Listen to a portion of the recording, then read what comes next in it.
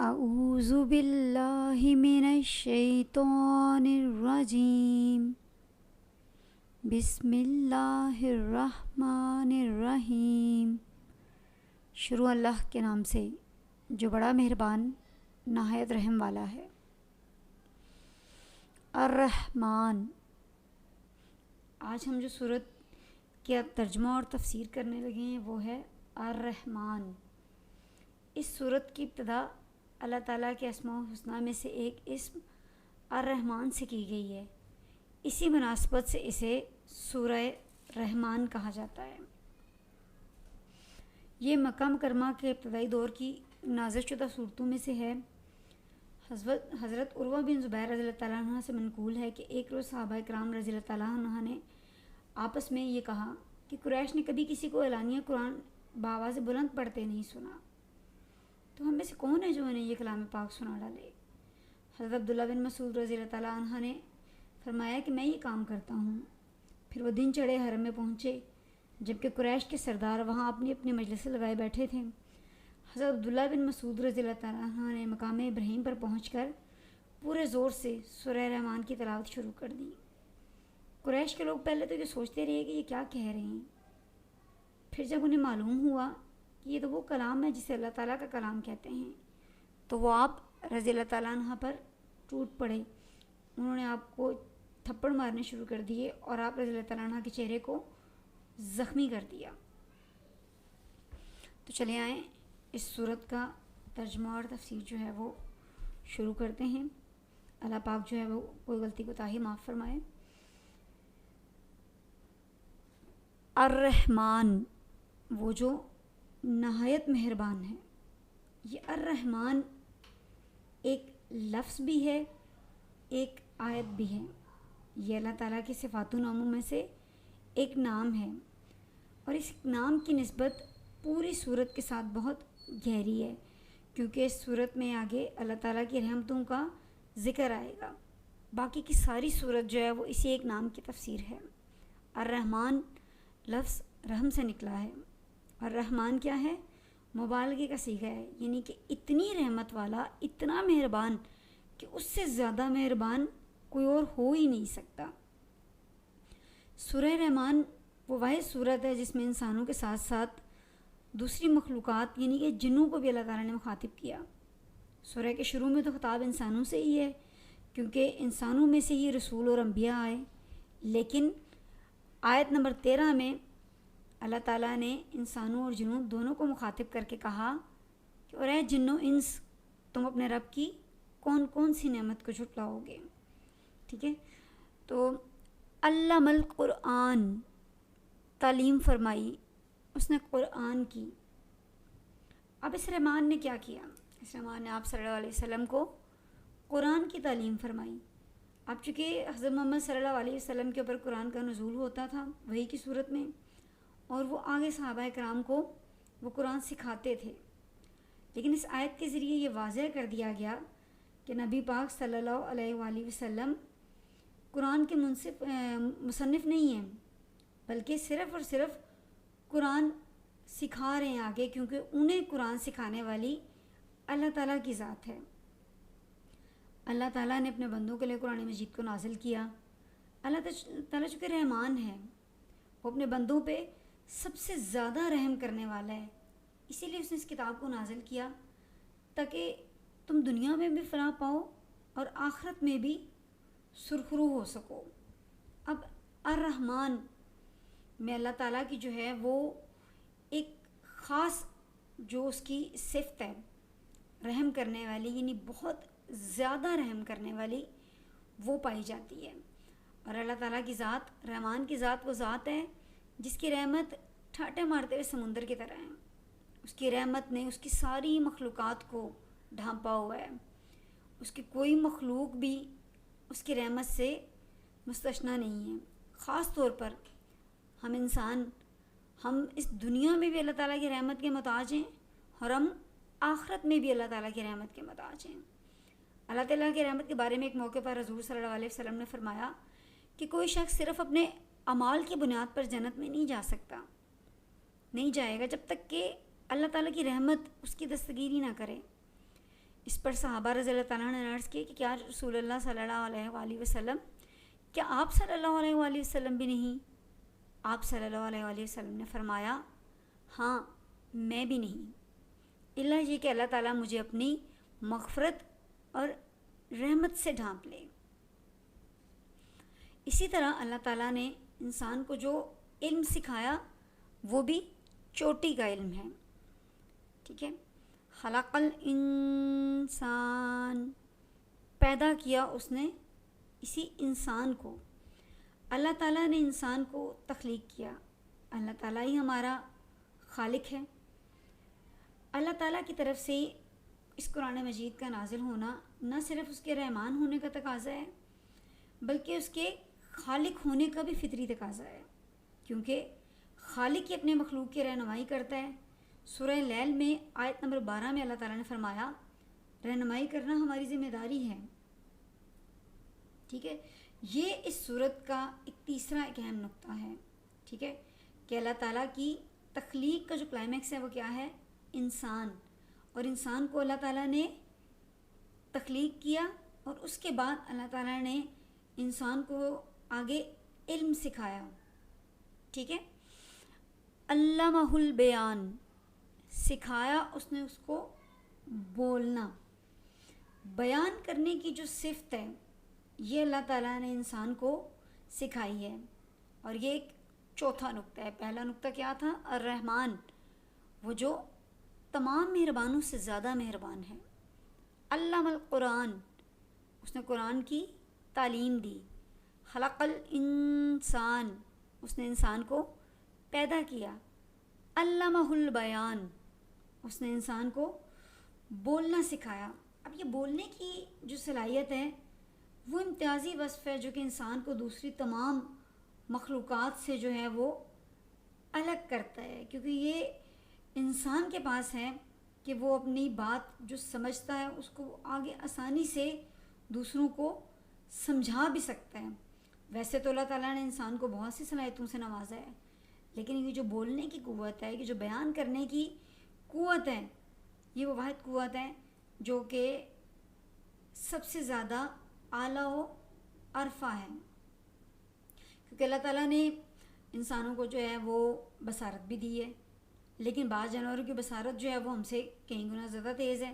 کئی جانور اندھیرے میں بھی دیکھ سکتے ہیں، لیکن ہمیں اندھیرے میں دیکھنے کے لیے روشنی کی ضرورت ہوتی ہے۔ گھوڑے کی جو قوت سماعت ہے وہ انسان کے مقابلے میں کئی گنا زیادہ ہے، انسان کی قوت سماعت اس سے کم ہے۔ اس طرح کتوں کے دماغ میں جو سونگھنے کی حص ہے وہ ہم سے کئی گنا زیادہ ہے۔ اسی طرح سے باقی سب صلاحیتیں بھی جانوروں میں پائی جاتی ہیں، لیکن جو بولنے کی ہے قوت وہ انسان کا امتیازی وصف ہے، ٹھیک ہے۔ پہلی 4 آیات کو اگر ہم دیکھیں تو ہمیں کیا چیز سمجھ آتی ہے کہ الرحمن، اللہ کیا ہے؟ رحمان ہے۔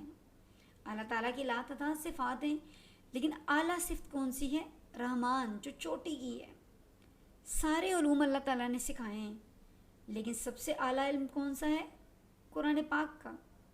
اللہ تعالیٰ نے ساری مخلوق کو پیدا کیا، لیکن سب سے اعلیٰ مخلوق کون سی ہے؟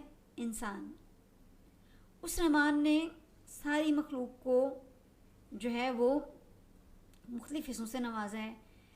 اسی رحمان نے ہمیں بھی بولنے، سننے، دیکھنے، چکھنے، غرض ہر حص سے نوازا ہے، لیکن اعلیٰ ترین حص کون سی ہے؟ اعلیٰ ترین حص بولنے کی ہے، ٹھیک ہے۔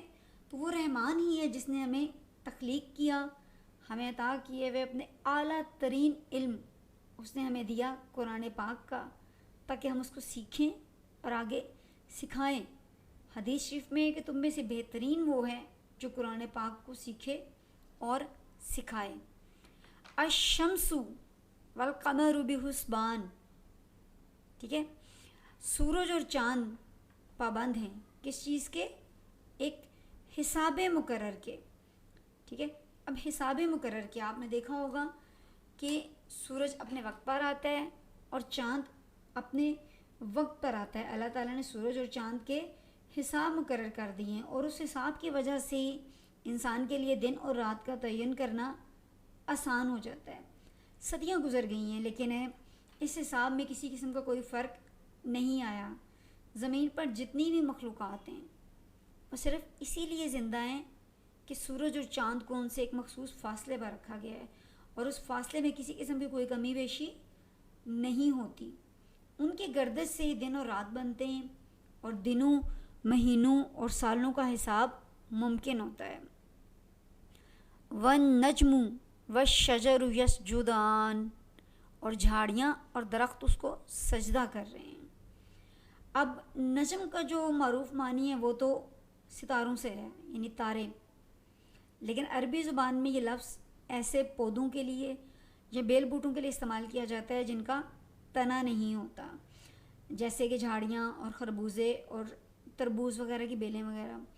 جس طرح سے اللہ تعالیٰ نے لاتعداد ستارے جو ہیں وہ آسمان میں جو ہیں وہ آسمان کی زینت ہیں، اسی طریقے کے ساتھ بے شمار جھاڑیاں اور بیل بوٹے جو ہیں وہ زمین پر ہمیں پھیلے ہوئے دکھائی دیتے ہیں. اگر ہم اس کو پچھلی آیت سے جوڑیں تو وہاں پر چونکہ سورج اور چاند کا ذکر ہے تو یہ ہم اس کو جو ہے وہ تاروں کے نسبت سے دیکھ سکتے ہیں، لیکن اگر ہم اس کے اگلے لفظ وشجر یعنی درخت سے اس کے حوالے سے اس کو دیکھیں تو پھر جھاڑیاں یا بیلوں کا ترجمہ جو ہے وہ ہمیں زیادہ بہتر محسوس ہوتا ہے. وَالسَّمَاءَ رَفَعَهَا وَوَضَعَ الْمِيزَانَ، اور آسمان کو بلند کیا اس نے اور قائم کر دیا ایک میزان عدل یا ایک ترازو. ٹھیک ہے، اب ترازو سے مراد کیا ہے؟ ترازو ہم یوز کرتے ہیں کس چیز کے لیے؟ کسی بھی چیز کی ناپ تول کے لیے، تاکہ اس میں کوئی کمی بیشی نہ ہو.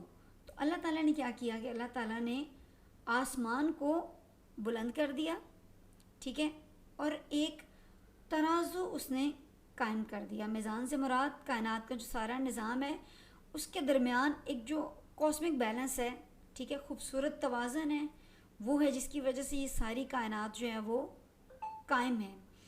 اگر اس توازن میں ذرا سی بھی بے اعتدالی ہو جائے تو جتنی بھی مخلوقات ہیں جو کہ زمین پہ ہیں، آسمان پہ ہیں یا پانی میں ہیں، ان کی زندگی کا جو نظام ہے وہ دھرم بھرم ہو جائے گا.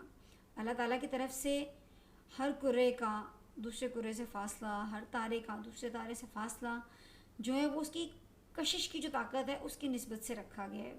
اگر اس فاصلے میں خدا نخواستہ اگر ذرا سی معمولی سی بھی کمی بیشی ہو جائے، ٹھیک ہے، یہ فاصلہ ایک طرف سے تھوڑا سا کم ہو جائے یا دوسری طرف سے تھوڑا سا زیادہ ہو جائے تو کائنات کا جو نظام ہے وہ سارے کا سارا جو ہے وہ خراب ہو جائے گا، اس کے اندر سارے کا سارا نظام ختم ہو جائے گا. اور اللہ تعالیٰ نے اس نظام کی تمام چیزوں کے اندر ایک توازن قائم کیا ہوا ہے.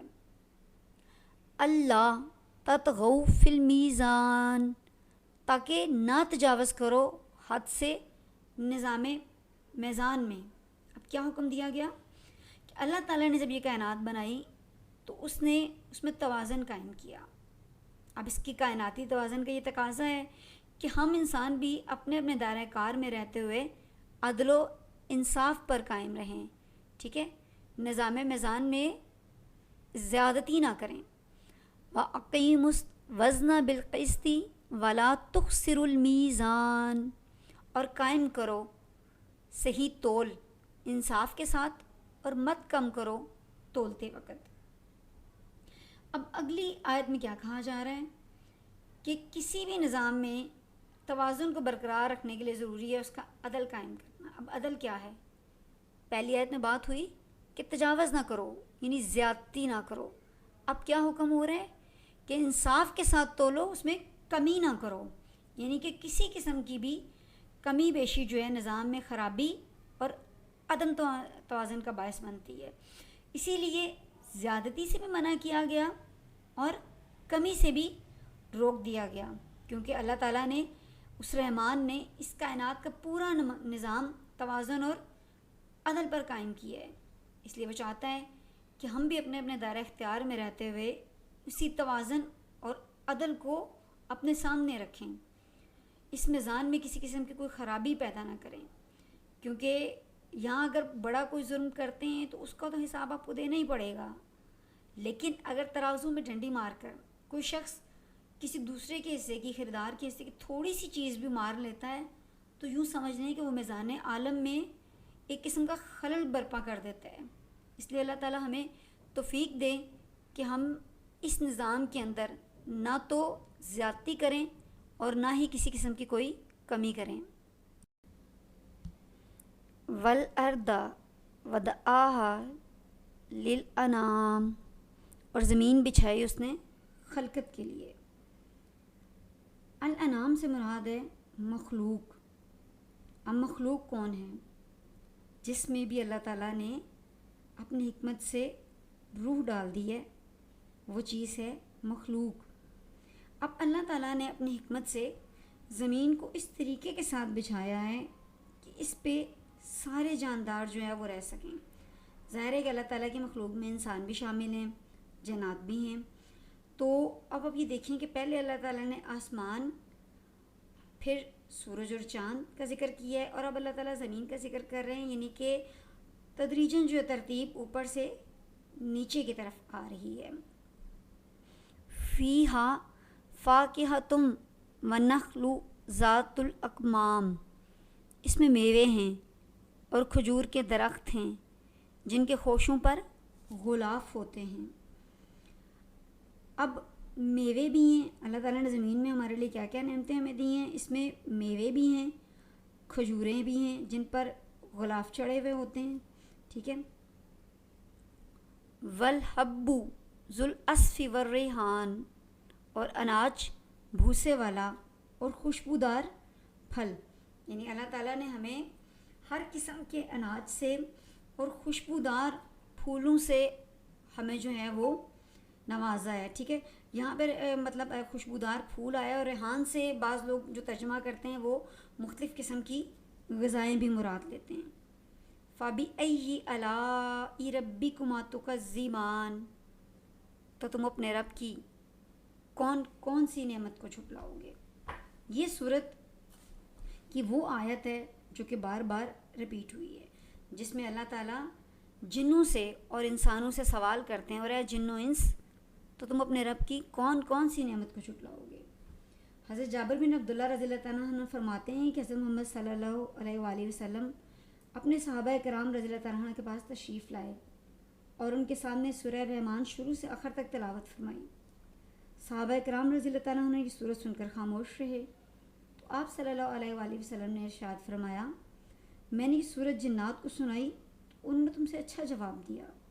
جب میں یہ آیت فَبِأَيِّ آلَاءِ رَبِّكُمَا تُكَذِّبَانِ پڑھتا تھا تو وہ کہتے تھے، اے ہمارے رب، ہم تیری کسی بھی نعمت کو نہیں جھٹلاتے اور تمام تعریفیں تیرے لیے ہی ہیں۔ یعنی یہ وہ آیت ہے جس میں اللہ تعالیٰ نے پہلے اپنی نعمتوں کا ذکر کیا ہے۔ اللہ تعالیٰ نے بتایا ہمیں کہ اس نے قرآن سکھایا، اس نے انسان کو تخلیق کیا، تخلیق کرنے کے بعد انسان کو بولنا سکھایا۔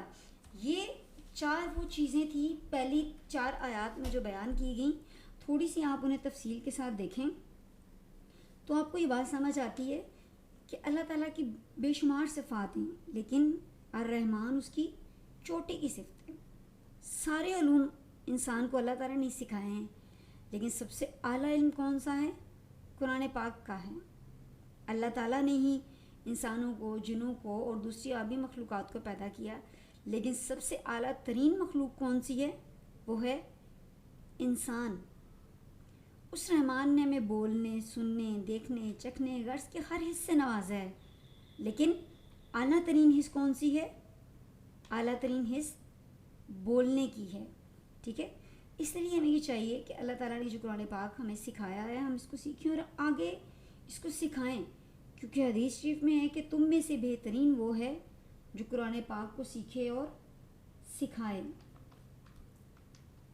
خلق الانسان من صلصال کالفخار، پیدا کیا اس نے انسان کو ٹھیکرے کی طرح کھنکھناتی ہوئی مٹی سے۔ حضرت آدم علیہ السلام کی جب تخلیق ہوئی، ٹھیک ہے، تو اس حوالے سے سورۃ الحجر کے 3 رکوع میں 3 مرتبہ سلسال من، یہ جو ہے اس کے الفاظ آئے ہیں۔ اس سے مراد کیا ہے بیسیکلی ٹھیکرے سے کی طرح کھنکھناتی ہوئی مٹی سے کیا مراد ہے؟ یعنی ایسا گارا جس میں کہ بو پیدا ہو چکی ہو، یعنی سنا ہوا گارا، ایسا گارا جو کہ خشک ہونے پر سخت ہو جاتا ہے اور ٹھوکر لگنے سے وہ کھنکنے لگتا ہے. ٹھیک ہے، تو یہاں پر سوکھا ہوا گارا مراد ہے، یعنی ٹھیکرے کی طرح کھنکھناتی ہوئی مٹی. وَخَلَقَ الْجَانَّ مِن مَارِجٍ مِّن نَار، اور پیدا کیا اس نے جنات کو شعلے کی آگ سے. ٹھیک ہے، اور اس نے اللہ تعالیٰ نے انسانوں کو تو پیدا کیا کس چیز سے؟ ٹھیکرے کی طرح کھنکھناتی ہوئی مٹی سے. اور جنات کو کس سے پیدا کیا؟ آگ کے شعلے سے. اب مارجم من نار سے آگ کی وہ لپٹ مراد ہے جس کا اطلاق آگ کے شعلے کے اس حصے پر ہوتا ہے جو نظر نہیں آتا لیکن انتہائی گرم ہوتا ہے. ٹھیک ہے، شعلے کے اندر سب سے زیادہ درجہ حرارت جو ہے وہ اسی نظر نہ آنے والے حصے میں ہوتا ہے، اور اسی سے جو ہے وہ اللہ تعالیٰ نے جنات کو پیدا کیا. فَبِأَيِّ آلَاءِ رَبِّكُمَا تُكَذِّبَانِ، تو اے جن و انس تم اپنے رب کی کون کون سی نعمتوں کو جھٹلاؤ گے. جزاک اللہ.